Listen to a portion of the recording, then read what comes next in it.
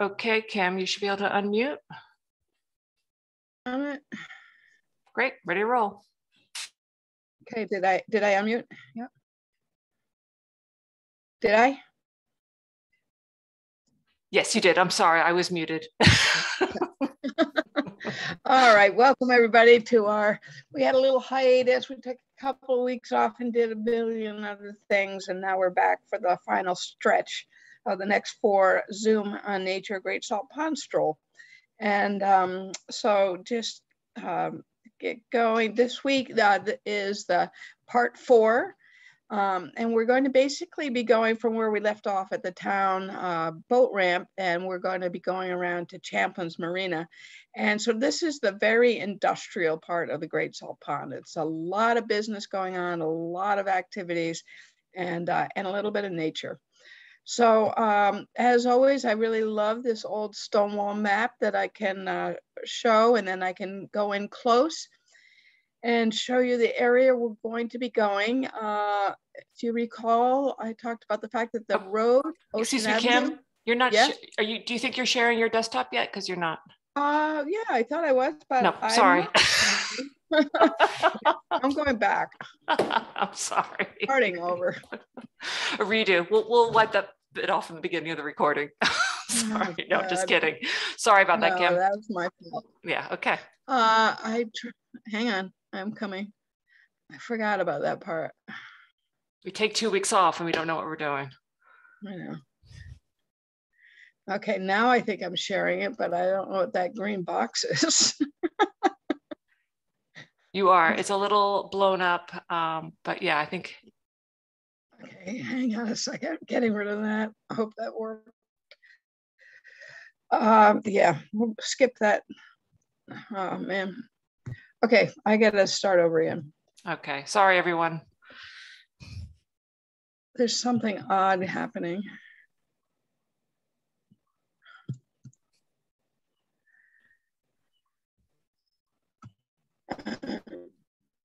That looks great. That looks great. Okay. Okay. I hope we're good. Okay, yeah. So part 4. And the old stonewall map, and it shows the entire Great Salt Pond in the mid 1890s. And last week we did all of these inner harbors, inner ponds, and we're picking up right here where the arrow is, and over here, this is where it is. So if you recall, there was a road, Ocean Avenue actually went over a causeway up to Indian Head Neck. So this was the road that went to the end of the lane by Mosquito Beach. And that's where we're starting. And that is the reason we have a boat ramp, because this is a town road. And so this little spigot that now goes into, into the channel is our boat ramp. So the blue is the area we're covering from the boat ramp to the cove just past Champlin's Marina, which is about right here now. This is an indication of something that no longer exists. I'm not sure if that was a small dock or a breakwater, but it's not there now. And this big swamp is still there. And in fact, much of the topography is still like this. But I'll be talking about this swamp a little bit and where it drains out.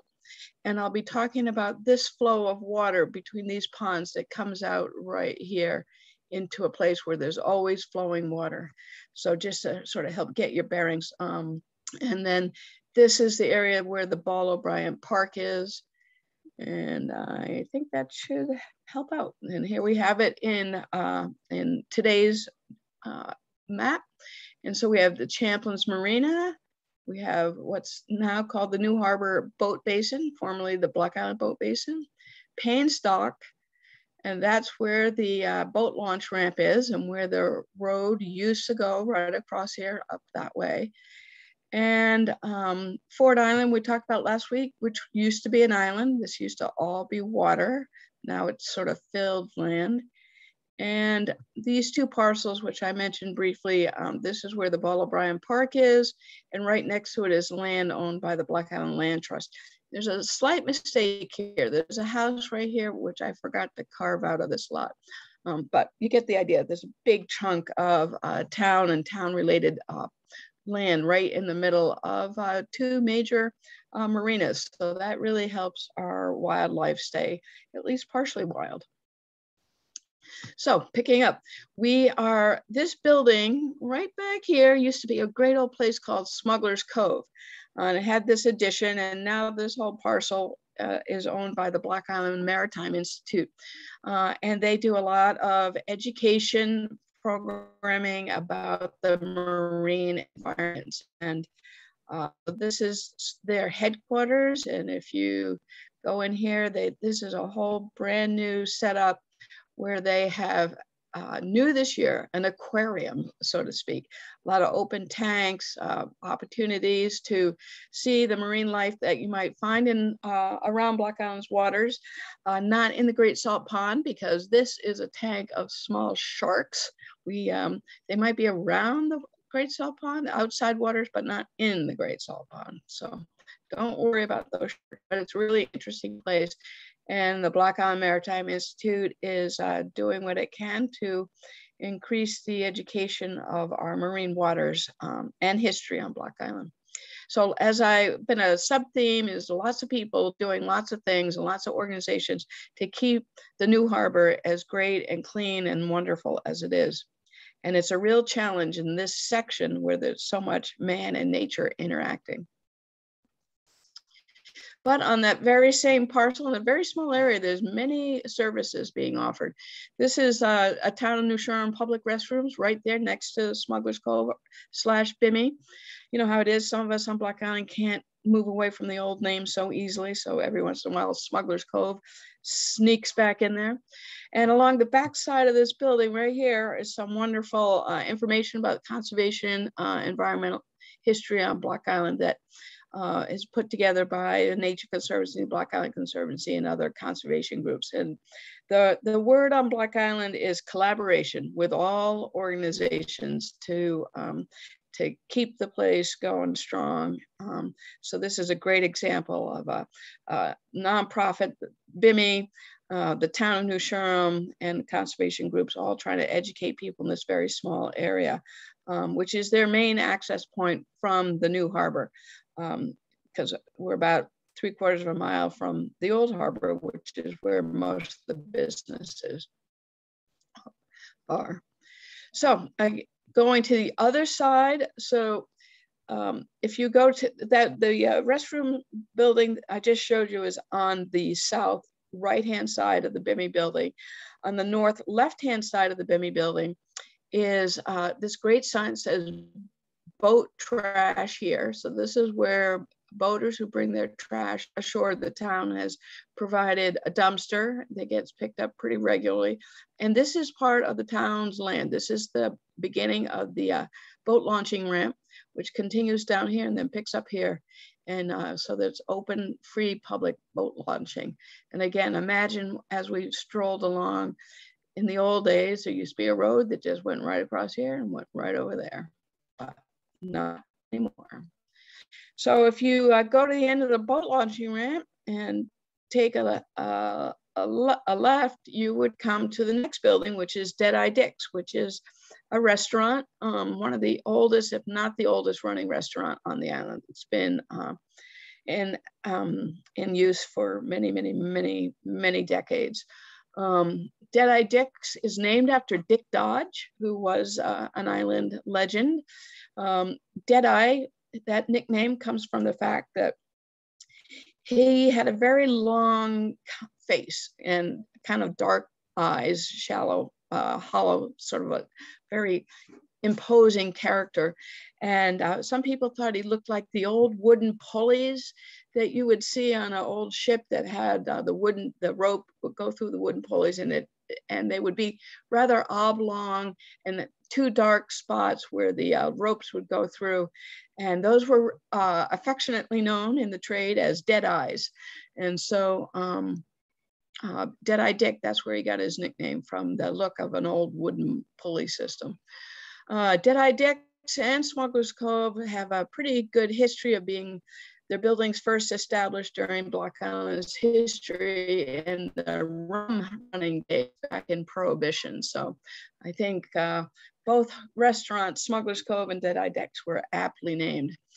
Of course, now we don't have to worry about Prohibition. All alcohol is freely flowing, and come to Block Island in the summer and you might notice that. Okay, now I'll digress too much. Okay, so back on the beach and on the seaward side, right over here would be the building of Deadeye Decks, and this is low tide. But this is the beach where a rum running boat might have come in right down the harbor and pulled up to maybe what was, we don't know. I do not remember a dock in this area, but clearly there was, these pilings aren't that old. Something was here before, and these probably replaced something before that. But you can go around this corner. This is like the main channel that went into the inner ponds, and we're going this way towards Payne Dock. And once you come around that corner, you're on this beach, which I always knew as the Dingy Beach, and that's where people would row and then motorize their dinghies into the beach and tie it up so they could get onto shore and go to town. And a couple of years ago, with a collaboration between private entity, Deadeye Decks owners, and the town of New Shoreham, they built a new dinghy dock that's here. So this is, I think, only the second or third year of the dinghy dock. And it's a big improvement. It can accommodate a lot more dinghies, and it's a lot safer. And it's handy if you bring in your dinghy off of your boat, you're moored out, you bring your trash, you just go down the road a little bit, which is where the dumpster is, which is why it's positioned there, right where the main access point from the harbor for visitors. And what it's sort of attached to is that this is land that is owned by Deadeye Decks. Land is being used, the word loosely, it's really riprap and a claim to land. And then just beyond it, parallel, is Payne Dock. And this is Payne Dock has always been a hubbub. There used to be a lot of ferries that came in here from New London, New Bedford, Connecticut. When I was growing up, New London boats still came in here, and the highlight, the best thing about the whole dock, and it didn't look like this, was the Taffy Tent, because there used to be a man down there and he ran the Taffy Tent, and you could look in the windows and you could see those big old taffy machines going and winding the taffy on. And when the boat came in, he would take out a bag of taffy and he would just throw it to people. So if you got to be lucky enough to go down to meet the boat, you were pretty likely to get a piece of taffy out of the deal, as long as your mother, your grandmother, whoever happened to be accompanying me would let me have it, because my mother thought it was bad for my teeth, but I always promised to suck it and not chew it. Anyway, maybe that's a little too much information.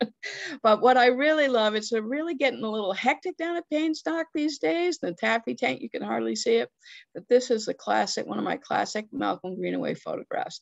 And this represents the early mid 1970s, late 70s, when there weren't a lot of cars. That was an early moped. And just have always loved this picture, and it kind of feels like what Payne Dock used to be like, not the hubbub of today. But we move on. Of course, right at the corner of Payne Dock is the Grand Dome of New Harbor. This is a very old hotel, the Narragansett Hotel.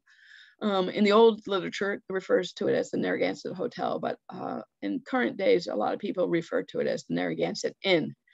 But it's a beautiful, this is taken actually from the other side of the pond. And then as I get ready to step down onto the beach, I took this photo of it at this time of year. And it's really a stately, beautiful building. Actually was built in the 1880s, early 1880s. There was not a definitive date put on this, early 1880s. It was built originally by Samuel D. Mott, and until very recently, it was still completely owned by the Mott family. Now the ownership has changed for most of this property from the Narragansett to the Boat Basin with another business, but 3/5 of the Mott heirs are still involved in the ownership in a partnership type of way. So there are still Mott names, and that was the original owner, so it's still in the Mott family in some ways. You drop down onto the beach, and so that the hotel would be, back. The hotel would be off to our left here. Go down on the beach, and this is the first cove that we're really going to be covering. There's several coves today. This one goes from Payne's Dock in front of the Narragansett to the Boat Basin. And along the way, you'll see some nice vegetation. Spartina grass is just starting to put up its grass seed pot. It's seeding. It's just starting to go to seed, which is always the first sign that summer is on the back half of the year. It's starting to put grass seed up, and that bright green of the Spartina is starting to turn a little more golden.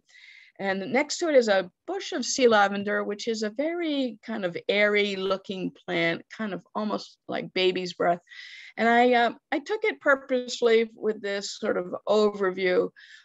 This will be getting more and more blossoms. There's only a few on it, and future presentations I'll show and talk about this plant a little bit more. But it was interesting to see that in early August, this is already starting to bloom. And again, I think of this as also a midsummer, late summer blossom. Both of these plants only can live where they get occasional saltwater inundation. So very interesting plants. Along the way, last year we got interested in ferns. This year I seem to be getting interested in sedges. And sedges, there are sedges, rushes, and grasses. They're very complex set of plant life, but the sedges have wedges, and you can see this is blurry, but you get the idea. This is the cross section of the stem, which is a triangle, which is why I let this picture stay, because you do get that idea. So all sedges have a triangular stem. And you can see in my fingers here, it's got edges. Sometimes people say sedges have edges, but I stick with the sedges have wedges because a wedge is a triangle. And they have these beautiful, interesting flowers. I do not know exactly which sedge this is yet. I believe I've keyed this sedge out. And these are two different sedges growing at the upper, sort of, you could tell they're in the rock in the upper sandy part of the beach, but they don't get a lot of salt water. These are freshwater plants. And I believe this is tussock sedge, but I will, in future programs, I'm sure I'll be able to confirm that. But actually, I've worked it out pretty well, but I want somebody to confirm it who knows more than I do. But we'll move on for what we don't know to what we do know. And we know that if we keep walking, we're going to run into the Boat Basin. This marina has been in here since, the late 60s, early 70s. It used to be the Block Island Marina, then it was the Block Island Boat Basin, and now it's referred to as the New Harbor Boat Basin. And that switched ownership. They're the same owners as the Narragansett Inn and the restaurant on this property called the Oar. But one of the things you will see a couple of times in this walk is that man and nature has got to coexist. And in this view, we have two egrets fishing and two different species. The far one is the gray egret. That one, you can tell because it's got yellow beak and very long yellow bill and very long black legs. It also has a hunting style where it's very stealthy, kind of waits slowly and then will jab, as opposed to the counterpart, which is a little bit smaller, the snowy egret, which has a black bill, and they have black legs, but their feet are yellow. And unfortunately, I did not get a photo with the feet out, but the black bill is enough to put this. It's also a little bit smaller. And their style of hunting is to run around and try to pursue the fish that it's trying to eat and grab it. So they're always jumping and turning and twisting and sort of lunging, whereas the great egret just kind of waits and waits and waits. Now, as you come along, just in the area of the we're right in front of the oar. You can see the Narragansett Hotel in the background of this photo. You see a big rock, and this person is looking at a U.S. Coastal and Geodetic Survey marker. There are several of these put around the island starting in the late 1800s to take topographic and elevation information. Many of them are very high spots on the island, such as where observation towers were, such as Beacon Hill, or one of the old towers near Johnny's Tug Hole. And this one was put at basically at sea level. And this first photo was taken in 2014. I've taken many photos, but of course, I couldn't find exactly the right one, but this was 2016, and people are observing it. I pointed out, this is actually this walk that I'm leading in this photo is the Great Salt Pond Stroll that I used to do in person, and which I'm doing this year as a Zoom series. But unfortunately, when I took the same group in 2000, or different group, but same walk 2014, the geodesic marker was gone, and all that was left was the bolt that was in the rock. And those are pretty hard to take off. I don't think it just came off. So that was a sad sight. Of course, it is a federal offense to remove one.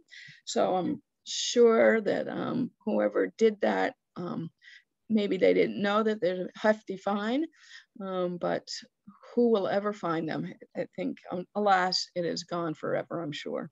But the rock is still there, and the bolt is still there. Now, as you, right just about where I was showing the mark with the geodetic marker, if you look back towards the Narragansett Hotel, you just get one thing I always am talking about is the texture and the beauty and the color of the landscape. The Spartina starting to go to seed, and the green algae seaweed, and the rockweed brown seaweed, and it's just beautiful. And if you turn around, so that's looking from whence we've come. This is looking back, looking forward, about to go over the dock at the Black Island, at the New Harbor Boat Basin. And nothing better than playing at low tide, no matter who you are and how old you are.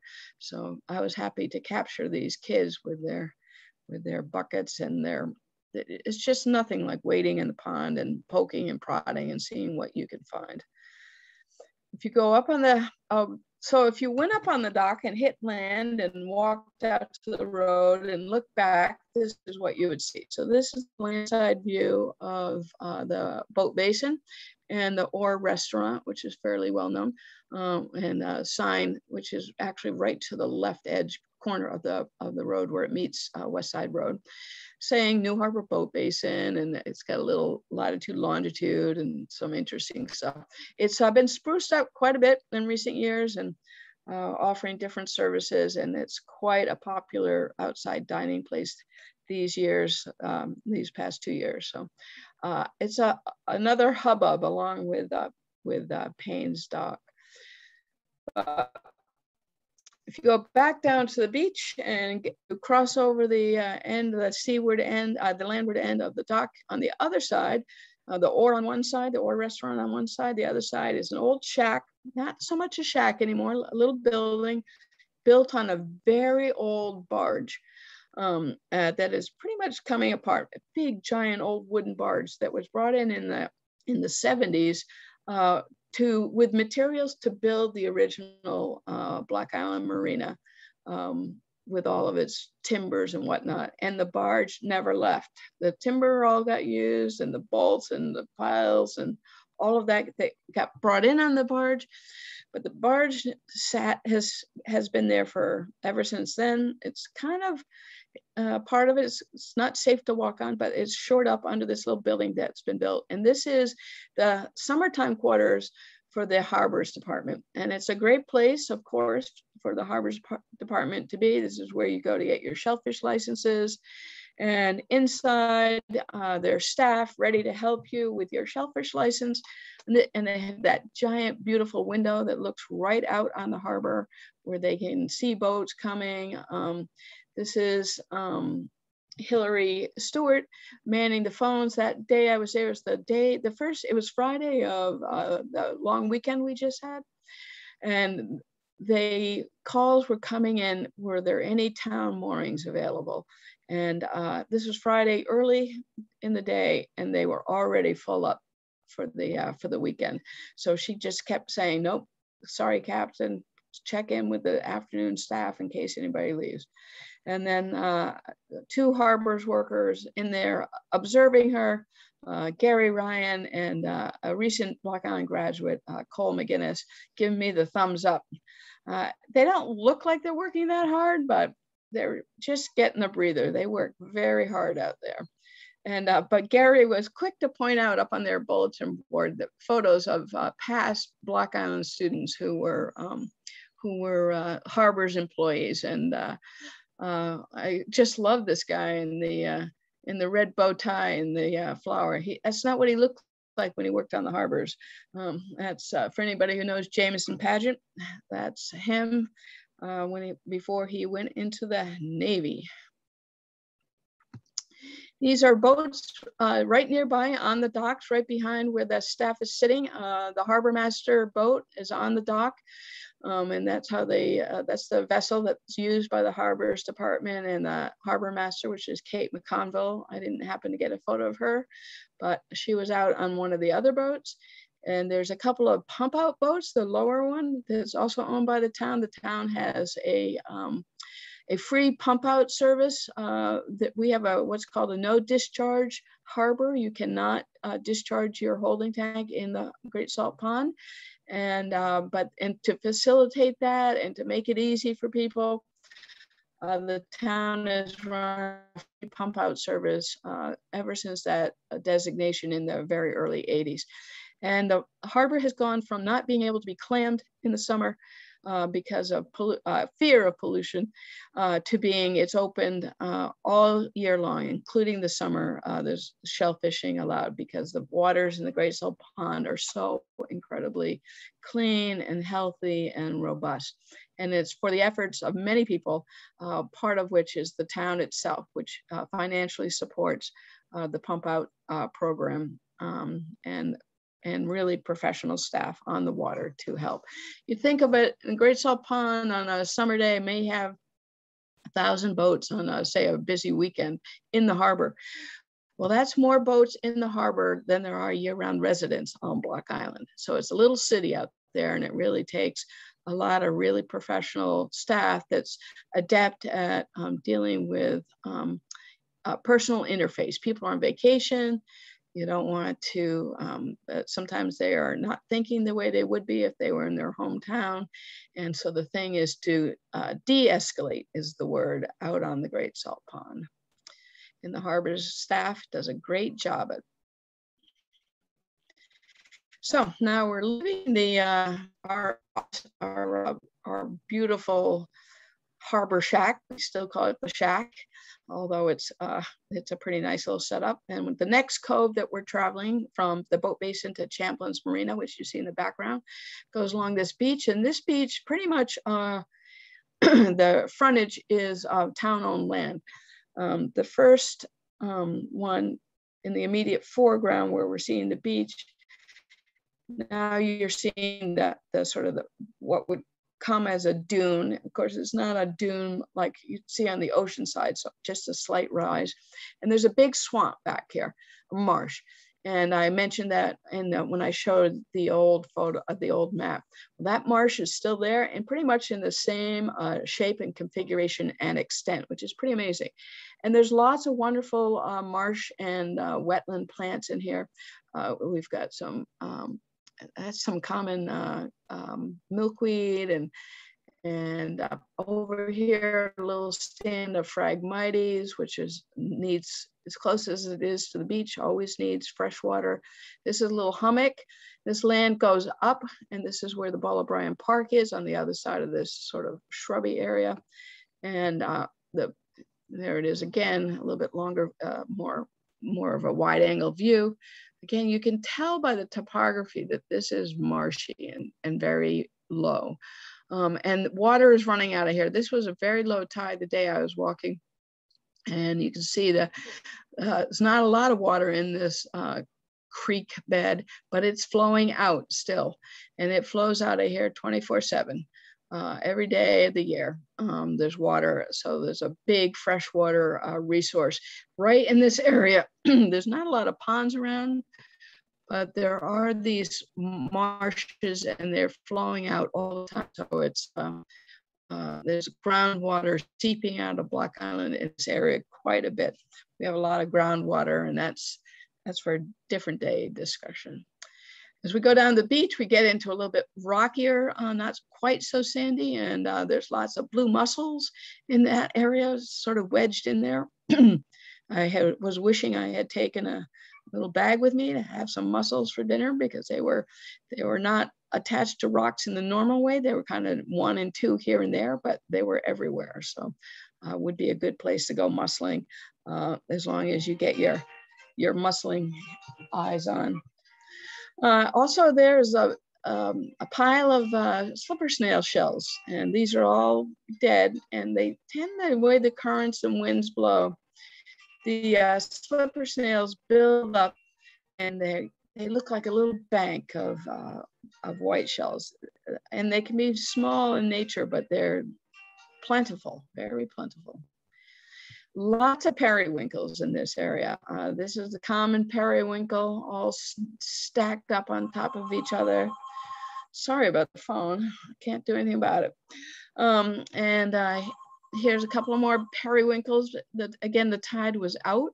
And so what they do is they attach themselves to a rock, and they just stay there and wait for the tide to come in. And but they look pretty precarious, but believe me, they're suckered on there nice and strong. Here's another view, a big rock. All the rocks have periwinkles, you see them. This rock has a really interesting periwinkle on it. It has a yellow periwinkle on it. And this is a yellow periwinkle. And this is where I was hoping our great salt pond scientist was going to be with us today. But if Andrew has anything to add at the end, it would be great to have a confirmation. I understand, I've been led to believe that Litorina obtusata is actually the native periwinkle to New England waters, whereas the common periwinkle, the ones next to it, Litorina, is European descent. So we don't see too many of these yellow ones, but they sure stand out when you do. And it's nice to know that we still have a few native periwinkles in the area. Now, as we go along the beach a little bit longer, sort of moving from the shoreline, the water line, up towards the vegetation line, we still have Rosa rugosa blooming, beautiful pink blossoms. And they put on their big, strong blooming season, usually in late June. They do bloom throughout the summer, not as massive a way, but they still do bloom. And this one on the right, I was having trouble deciding if that insect had eaten it or if it was just a really interesting sort of aberration in its form. It looks very scalloped. I suspect insect, but I liked that it was just a new form, the frilly form. And rose hips, Rosa rugosa, produce rose hips, which is the fruit of roses. And these are quite large, almost the size, or some maybe even larger than a cherry tomato. These aren't quite ripe yet. They get a very deep, dark red, more like that spot right there. And when they do, they are edible. They're a little astringent. They're a little sour, but they've got a nice flesh, a bit of flesh. The longer you wait, the fleshier they are. The center has a pit of many sort of hairy seeds. So you want a nice big ripe one so that you can get the flesh and leave the seeds behind. But rose hips are a very high natural source of vitamin C. A lot of times when you buy vitamin C, it'll say with natural rose hips. And that is this critter right here. And of course, people do make rose hip jelly. And sometimes they use the petals for soaps and, fragrances, things like that. So now at that point where I was looking at the roses, I could have taken this path. It looks so welcoming. And that would have taken me up the hill to the Ball O'Brien Park from the shoreline.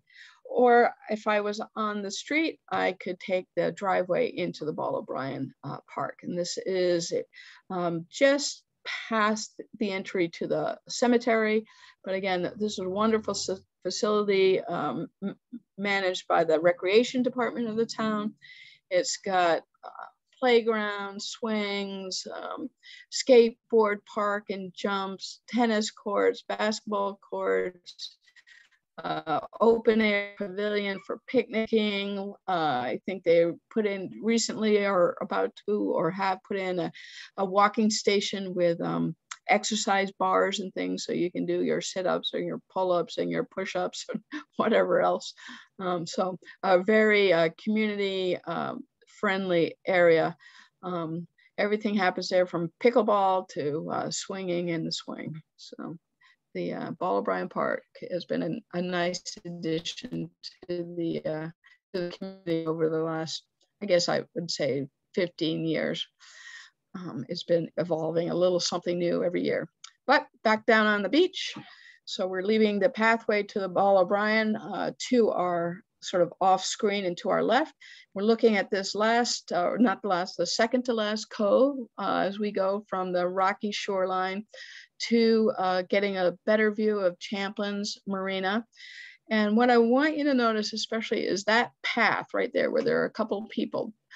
So in this case, unlike Payne's and the Boat Basin and most of the docks around the Great Salt Pond, you can go along the shoreline and either go up over the dock or go under the dock at low tide. In this case, you cannot do that. You have to go up overland and take that little path that will run along this upper edge and then come down at the head of the dock. So it's just pointing that out. But before you get there, right to the left of that path, there's some wonderful wildflowers. First of all, this dandelion seems extremely large. I was trying to find out if there was a subspecies or another species. I could not find anything in my old wildflower field guide that indicated it was a different species, but in any case, it's clearly a dandelion. It does look different than the smaller ones that we see in early summer. It has a frillier look, and the flower heads are quite large, but yellow and beautiful and cheery just the same. And wrapped in amongst that, you can see these little pods. Those are the mustard seed pods. So this is this yellow plant, which we saw earlier in one of the previous presentations, grows all along the Great Salt Pond, this wild mustard. And now, again, mid to late summer, it's starting to put up its seed pods, some of them over here. And then twining in this whole thing is this beautiful little plant. It is, oh yeah, there's a dandelion seed head, classic.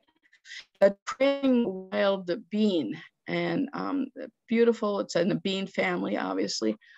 Very interesting, distinctive leaf shape, so I could easily tell this from another bean, and a very interesting sort of flower shape.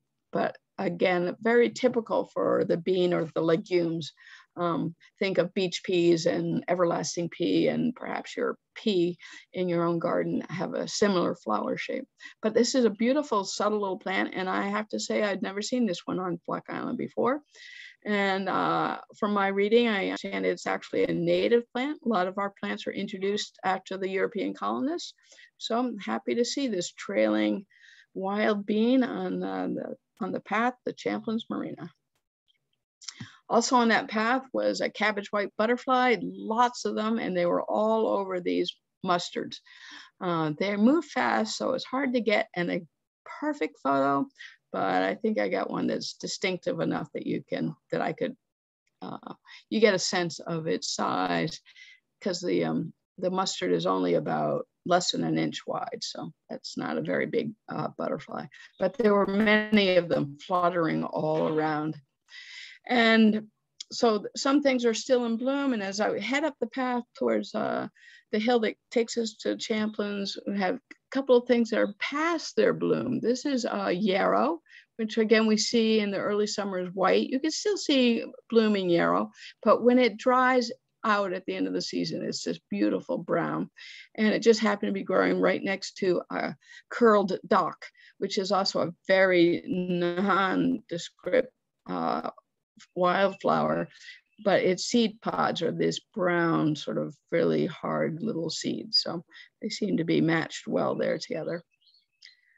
Once we get to the top of the hill, we can look back, and this is about where I was when I saw the yellow periwinkle and the path that went up to the Ball O'Brien. So this is really a very short distance, and then came up the path, and I'm looking back at the Boat Basin and Indian Head Neck in the background, and a different wide angle view, the same thing, looking back towards the direction from whence we came and looking this way at the mass of boats at Champlins Marina.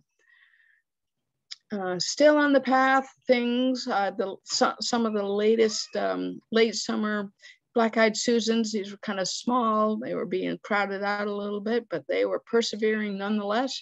And the Queen Anne's lace that had gone to seed already. And they're beautiful the way they sort of pucker up and curl their flowers in their seed pods inward.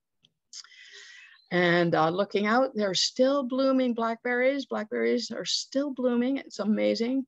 But there's also blackberries in fruit, and it's been a very good week. I've had lots of people reporting and that they're getting their fill of blackberries and for their cereal and their pies and whatnot.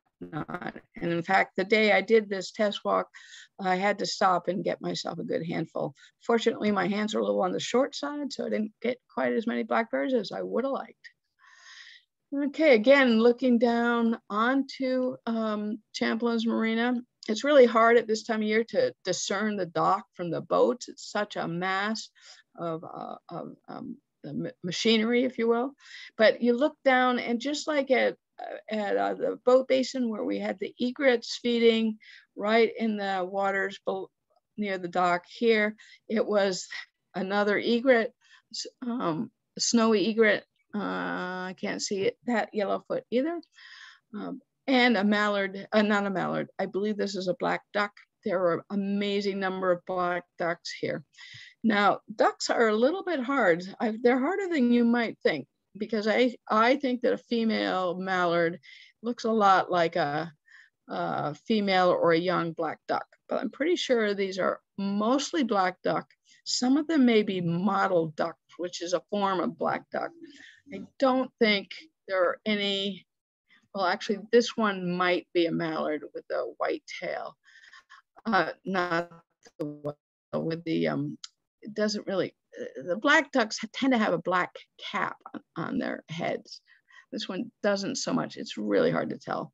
And I spent a good amount of time looking at them, but none of them had the green head of a mallard. So these are all going to be, I believe, black duck, mottled duck, or a hybrid with a mallard. But they were there. There were 25 of them. 25 is a lot for the American black duck in one area. They do nest on Block Island, and they obviously they're loving to feed at the vegetation, the seaweed vegetation at the shoreline here. And they, unlike the, they kind of feed in a similar way to that, even though it's a completely different form of a bird. If you had gone, so I was looking at those from the dock, the head of the dock, right before the head of the dock of Champlins. But again, the roadside view, this is the road into Champlins. It's got a brand new sign. Gone are the painted white rocks that were very colorful and had welcome Champlins Marina. And now they've got something a little bit more stately, I guess, because now it's not just Champlins Marina, it's Champlins Marina and Resort. So we had to up our game a little bit here with the signage. So again, at the hill, right before I'm heading down onto the, amongst these buildings to try to get to the dock, I'm looking in the distance of where we're going. And the last cove is on the other side of Champlins, and we're going to be ending right about here. So I go down and I can look, Champlins, I call it Champlins Marina West, because they have this floating dock with all these like little dinghies and boats and rubber boats. And they used to have paddle boats in there. I guess paddle boats didn't fit the new scheme, so now it's more of a dinghy dock. But there's a wonderful walkway, even though it's all cement and tarmac, you're not on the beach while you're traversing from one side of Champlin's Marina to the other. But you can go right along this walkway, and it comes out here. And then there's the stairs that go down right about here, a little bit off screen. And the floating dock is off screen to the right. And we're just looking at the very last stretch. And but there's still some interesting things there, like that right there. What is that? That is a cement building, probably hand poured, and in it is what's called Dick's Spring, and that refers to Deadeye Dick. So Deadeye Dick's family, Dodges, had a lot of property here. He was, some members of his family married into the Balls, who also had a lot of land in this area.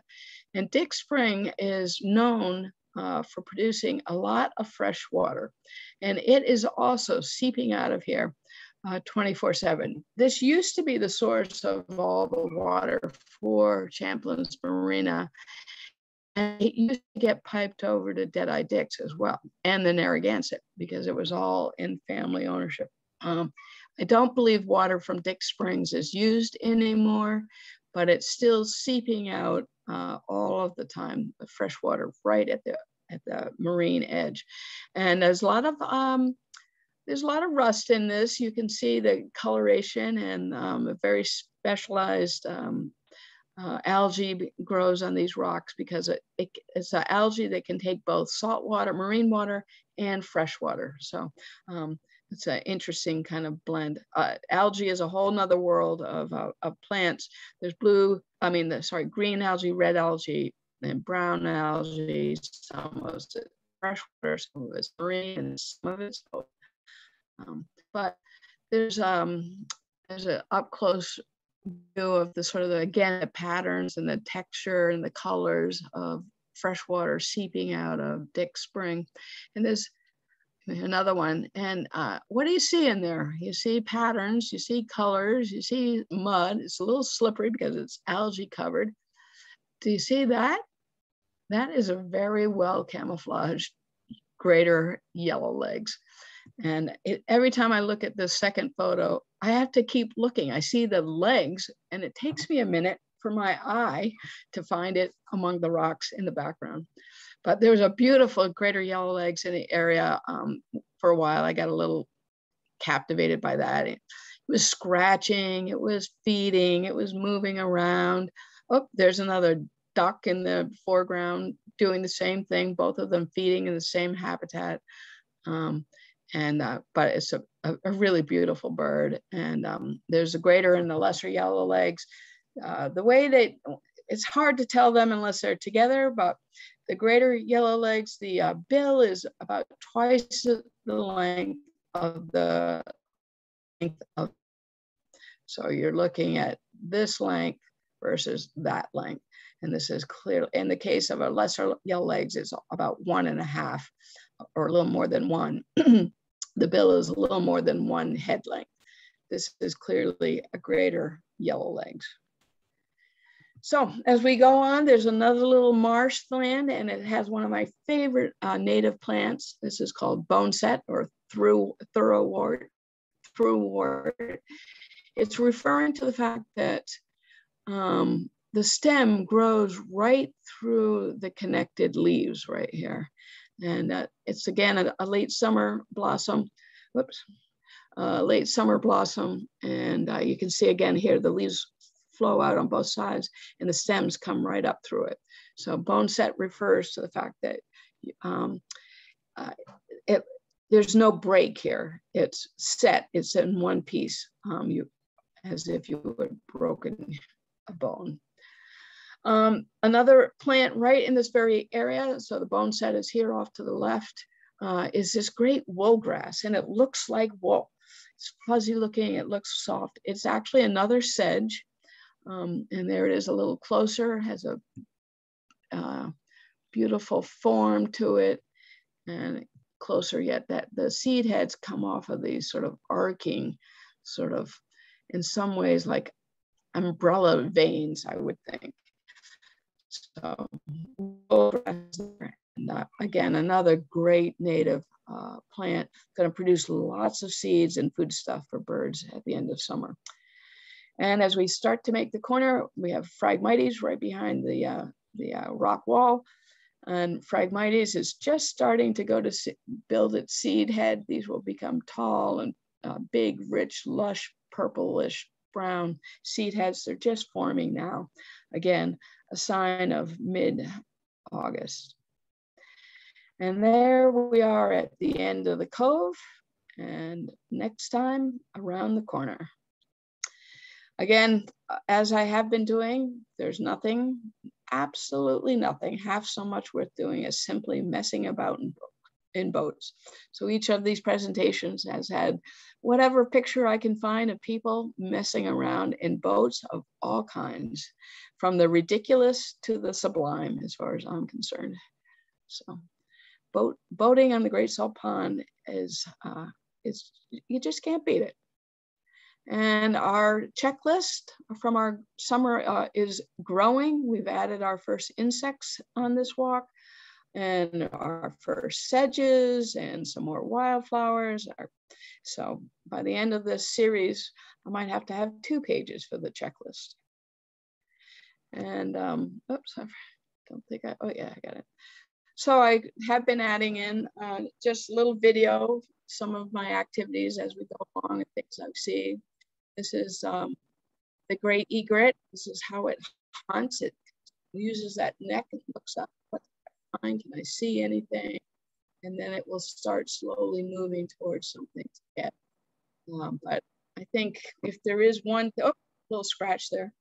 There's one thing to remember about the Great Salt Pond is that it is both happy for both man and animals. Man and humans are animals. We need to peacefully coexist here and figure out how to enjoy these worlds together and keep them clean. And with that, I guess I will stop sharing my screen and take any questions or comments, and I'm happy to take any corrections if anybody noticed that I got something. Great. Well, thanks, Kim. Unfortunately, I think that the internet, we have a bit of a delay. So the egret is slowly. Oh, wait, Kim, can you unmute yourself? Oh, I'm sorry, Kim. I'm trying.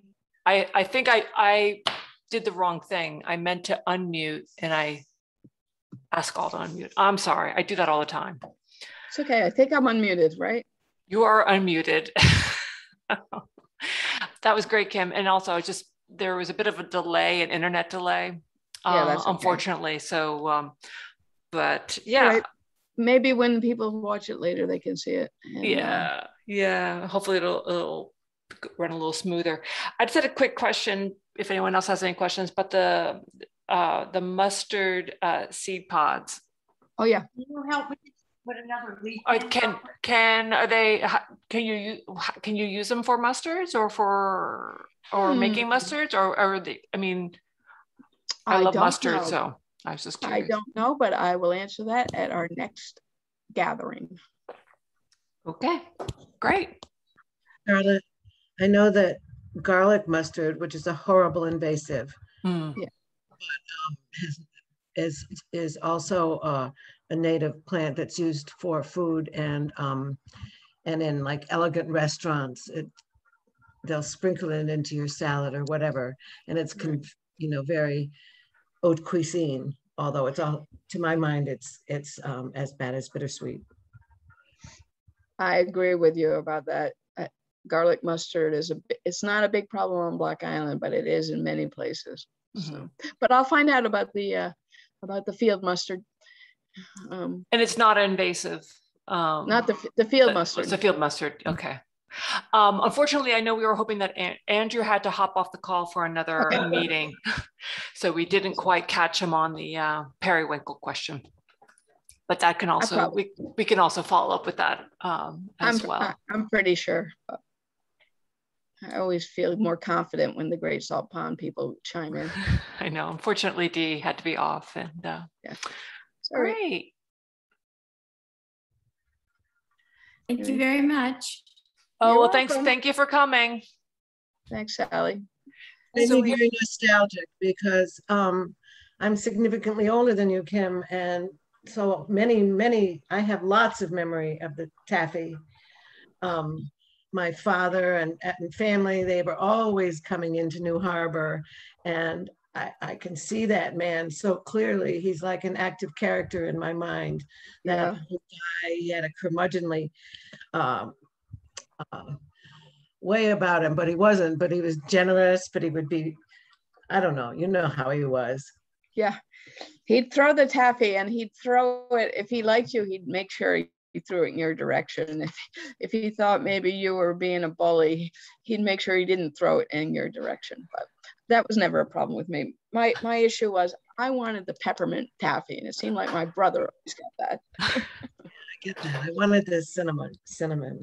But it was the guy and the taffy, and the people saying Narragansett Inn, and Surf Hotel.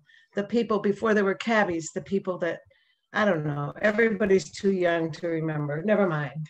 I remember that the bellboys would take the vans, the buses from the hotels down to pick up their customers. And they would to alert the customers as they were coming off the boats, they would shout out their establishment.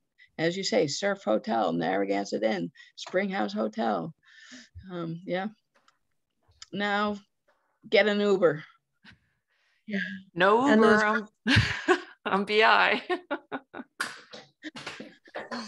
Shouting out those names is totally, you can't separate it from the taffy falling around you. No. It's the same thing. Okay. Right. Thanks, Kim. We have to go. Very enjoyable, Kim. Wonderful. I'm going to watch right. your old other ones. Okay. They're great. Yet. Yeah. Really enjoyed it. Thank you. Well, thanks for coming. Yeah, thanks a lot. See you soon. See you soon. Bye. Bye. Nice to see you. Nice to see everybody. Okay, well, Kim, we will do the next one next week. So that'll be part 5. So there's 3 more to go, right? Yep. 3 more to go. Yep. Okay. Next week will be from where we left off to the beginning of Cormorant Cove, including Bunnell Beach and the Cormorant Point. And then the one after that will be Cormorant Cove and the channel entry. And the one after that will be Bean Point back to Andy's Way. Great. Excellent. Yeah. Okay, so great. So thanks, everyone. We'll see you next time. Bye. Bye-bye.